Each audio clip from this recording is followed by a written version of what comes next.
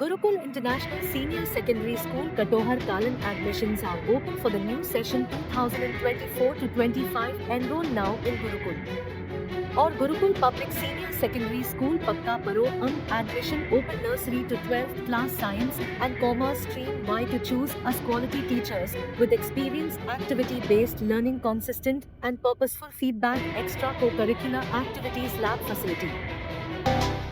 Bhushan jewellers, अनमोल रिश्तों के लिए। सीटू का जिला स्तरीय अधिवेशन आज कामरेड ताराचंद भवन मंडी में भूपेंद्र सिंह की अध्यक्षता में आयोजित किया गया, जिसमें आगामी लोकसभा चुनावों के लिए मजदूरों का घोषणा पत्र जारी किया गया और अच्छे दिनों का नारा देकर सत्ता में आई नरेंद्र मोदी की सरकार का संकल्प लिया गया। अधिवेशन में anganwadi, mid day meal, MNREGA व निर्माण, 4 लेन, रेडी फेडी व अन्य यूनियन के 150 प्रतिनिधियों ने भाग लिया। अधिवेशन का उद्घाटन सीटू के राष्ट्रीय सचिव डॉक्टर कश्मीर सिंह ठाकुर ने किया। उन्होंने कहा कि सीटू ने राष्ट्रीय स्तर पर निर्माण किया है कि लोकसभा चुनावों के दौरान मजदूरों के लिए मोदी सरकार ने पिछले 10 साल का हिसाब किताब पूछा जाएगा, जिसमें मजदूरों के लिए बने 44 श्रम कानून निरस्त कर दिए हैं। ये सब पूंजीपतियों और कंपनियों का मुनाफा बढ़ाने के लिए किया गया है। 2 करोड़ रोजगार देने का वायदा किया गया था, लेकिन हकीकत में रोजगार छीनने का काम किया गया है और सार्वजनिक क्षेत्र को बेचा जा रहा है। अग्निवीर के नाम पर नौकरियां देने के नाम पर युवाओं से धोखा किया जा रहा है। तानाशाही कायम रखने के लिए सभी प्रकार की संस्थाओं को, विरोधियों को दबाने के लिए किया जा रहा है। चुने हुए मुख्यमंत्रियों को ईडी और सीबीआई का दुरुपयोग करके जेल में रखा गया है। महंगाई और बेरोजगारी लगातार बढ़ रही है और चुनावी बॉन्ड का घोटाला सामने आने के बाद उससे जनता का ध्यान हटाने के लिए राम मंदिर के नाम पर वोट मांगे जा रही हैं। लेकिन सीटू मोदी सरकार की पिछले 10 साल की कारगुजारियों के बारे में सभी मजदूरों को अवगत करवाएगी और उनके लिए जन जागरण अभियान चलाएगी। हिमाचल फर्स्ट के लिए माहूनाग से मोती वर्मा की रिपोर्ट। कटौती का मतलब आप समझते हैं? अगर 20,000 करोड़ प्रोजेक्ट क्या बोलते हैं, अगर बजट था उससे पहले उसको 8,000 करोड़ में ले आए, उससे क्या होगा? क्या हो रहा है? आपके आंगनबाड़ी पूरे देश में अब उस स्थिति में नहीं है जो उससे पहले थे। इसलिए न्यूट्रिशन वहां पर बंद हो रहा है, इसलिए आंगनबाड़ी सेंटर और नहीं खुल रहे हैं, इसलिए वो बच्चे नहीं आ रहे हैं, इसलिए जो महिलाओं को क्या, किशोरियों को जो मिलता था उसके अंदर क्या आपने जो है, ये बात हमको ले जाना पड़ेगा आंगनबाड़ी वर्कर। उसी तरीके से उसके अंदर इस बात को भी रखना पड़ेगा जो मिड डे मील का वर्कर यहां आया है। पहले ही बजट में आपका 35% बजट में कटौती किया। जनसंख्या बढ़ रही, बच्चों की संख्या बढ़ रही है, लेकिन उसमें जो कटौती का असर क्या होगा? क्या होगा? मिड डे मील क्या बोलते जो स्कीम है उसको ही कमजोर। अभी तो ये कर ही दिया प्रधानमंत्री ने, है काफी मिड डे मील के लोग होंगे, आपको समझना है। अब वो मिड डे मील का नाम बदल दिया है, उसको क्या प्रधान, वो मोदी की जो सरकार है उसको तमाम बदलने जा रही है। लेकिन हमारा वेंडर, हमारा वर्कर, हमारा क्या काम करता है कि अगर हम अपनी फड़ी पे भी काम करें तो हम किसका प्रचार करते हैं? हम उस जो हमारे रोजगार को जो खत्म करने वाली सरकार है, जो स्ट्रीट वेंडर रैकेट को जो खत्म कर रहा है, उसको बदलने के जो वाला जो मोदी सरकार है उसके पक्ष में प्रचार करते हैं। ऐसा मैं इन लोगों से अपील भी करता हूँ और लोगों से अपील भी करता हूँ कि जो हमारा जो एक होता है ना चुनाव घोषणा पत्र, ये भी जारी करेंगे, जारी कर फोटो खींचेंगे, आपको देंगे।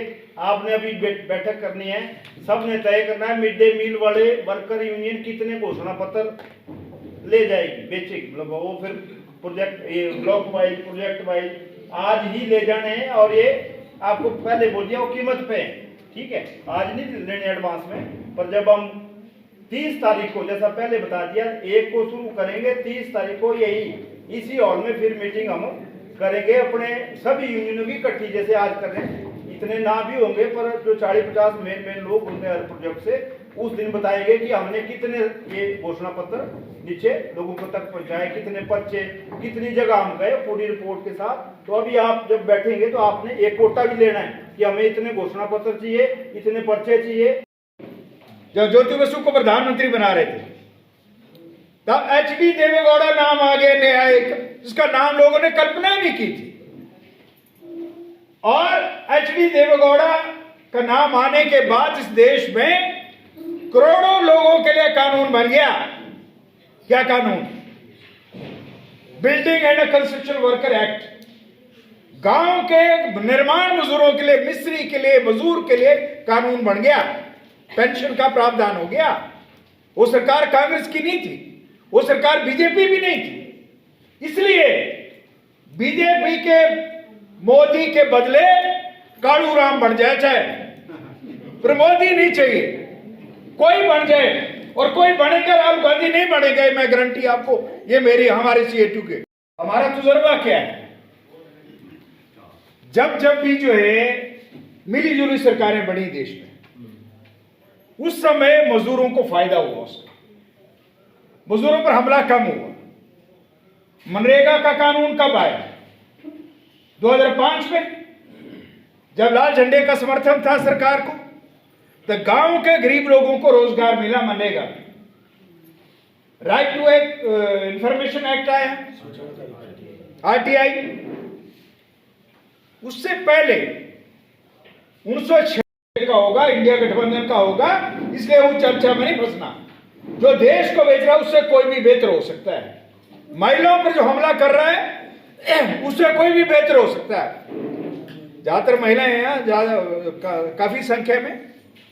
आपको मालूम है इस सरकार में महिला पहलवान बैठी रही ना, दिल्ली में बैठी रही ना, क्या आरोप लगाती थी? इन्होंने हमारे साथ शारीरिक शोषण किए बोलती थी ना। कौन था वो? बीजेपी का MP था ना, बृजभूषण सिंह। गिरफ्तार किया क्या? नहीं हुआ।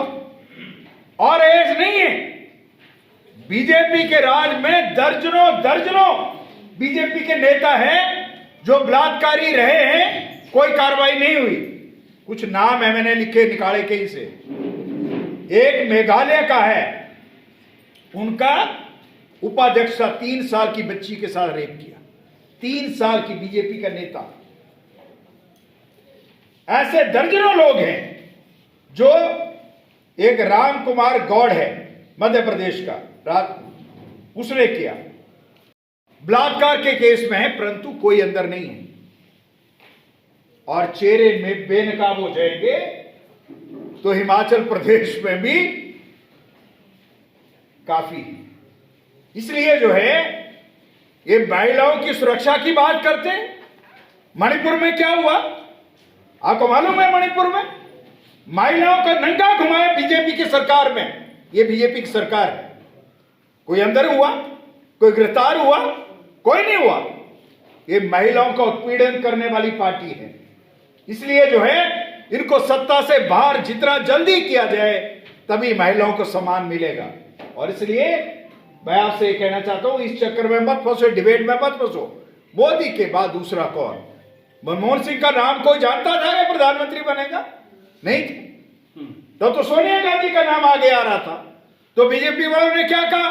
हम सिर मंडवा देंगे, ये प्रधानमंत्री नहीं बननी चाहिए।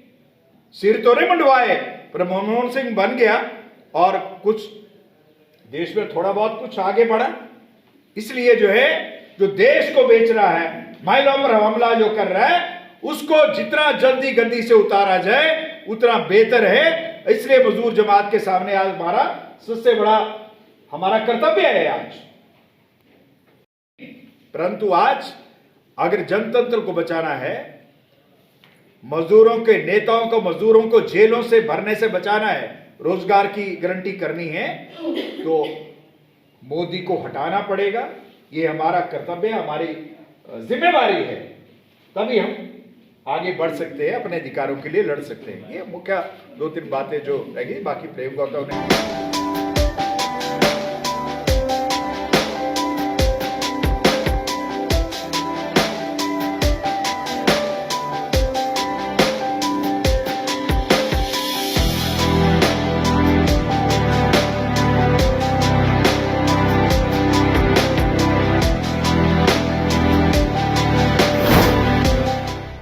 भूषण ज्वेलर्स, अनमोल रिश्तों के लिए।